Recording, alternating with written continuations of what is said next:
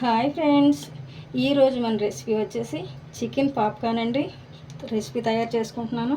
ఇప్పుడు దీనికోసం మనం ఇలా బోన్స్ లేకుండా మెత్తని చికెన్ తీసుకుందామండి.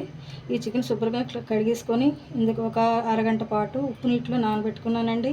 ఇలా నానబెట్టుకోవడం వల్ల మనకి సాఫ్ట్గా ముక్క జ్యూసీగా ఉంటుందండి. అందుకని ఇలా నానబెట్టుకున్నాను. ఇప్పుడు నీళ్ళు పంపించుకొని తీసుకున్నాను. ఇప్పుడు ఇందులో కావాల్సినవన్నీ చెప్తానండి. ఇందులో కొద్దిగా కారం, రుచికి సరిపడా ఉప్పు, అలాగే కొద్దిగా మిరియాల పొడి,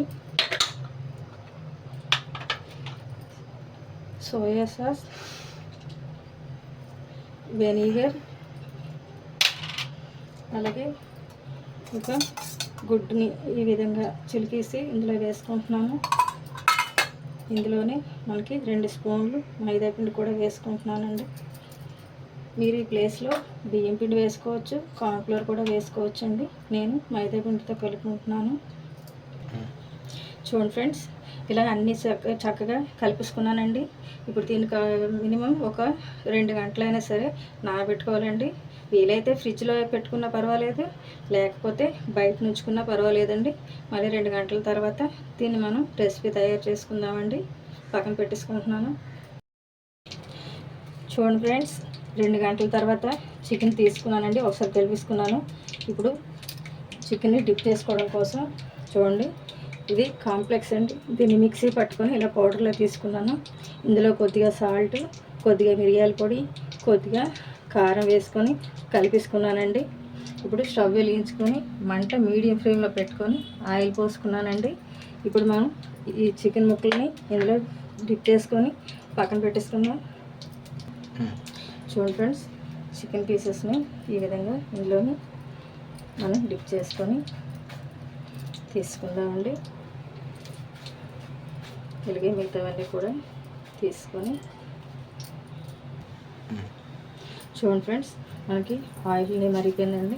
ఇప్పుడు ఈ ముక్కల్ని ఇందులో వేసేసుకుందాం. వేసిన వెంటనే మాత్రం కదపకండి. జస్ట్ 1 నిమిషం అలా ఉంచాక అప్పుడు కదుపుకుందామండి. వెంటనే కదిపితే డిప్ చేసుకున్నది మనకి ఆయిల్లో వదిలిపోతుందండి. అందుకోసం కాసేపు ఆగి అప్పుడు కలుపుకుందామండి. మంట మాత్రం మీడియం ఫ్లేమ్లో మాత్రమే ఉండాలండి, లేకపోతే ముక్కలు మాడిపోతాయండి. చూడండి ఫ్రెండ్స్, ఇలా వేగిపోయండి ముక్కలు. చూడండి, చికెన్ ఇలా అయిపోయిందండి ఫ్రై. ఇప్పుడు ముక్కలు తీసేసుకుందాం సైడ్కి. మిగతాది కూడా ఇలాగే వేసేసుకుందామండి. చూడండి ఫ్రెండ్స్, ఎంతో టేస్టీగా, ఎంతో జ్యూసీగా చికెన్ పాప్కార్న్ రెడీ అయిపోయిందండి. చక్కగా రెడీ అయిపోయిందండి. ఇప్పుడు చూపిస్తాను చూడండి మీకు. మనకి చూడండి లోపల ముక్క చూసారా ఎంత చక్కగా, ఎంత జ్యూసీగా ఉడికిపోయిందో. దీన్ని ఇప్పుడు ఇలా చక్కగా సాస్లో ఉంచుకొని తినేయడమేనండి. చూస్తుంటేనే నోరు ఊరిపోతుంది కదా. అంతేనండి, ఎంతో టేస్టీగా చికెన్ పాప్కార్న్ రెడీ అయిపోయిందండి. Thank you for watching. Please subscribe my channel.